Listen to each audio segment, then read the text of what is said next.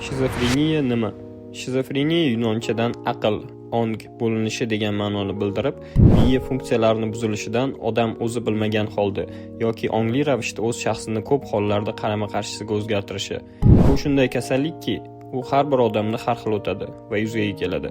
Shizofreniya odamning hayoti davomidagi qattiq emotsional travma yoki jismoniy travma oqibatida kelib chiqishi mumkin.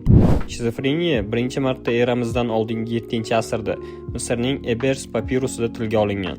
Shizofreniya simptomlari bema'ni fikrlar, gallyutsinatsiyalar, muloqot paytida fikrlarning tez-tez o'zgarishi, kuchli qo'rquv, tez jahl chiqishi, reaksiya sekinlashishi va boshqalar. Bu kasallik bilan ko'plarning fikri bo'yicha tarixiy shaxslar ham kasallangan.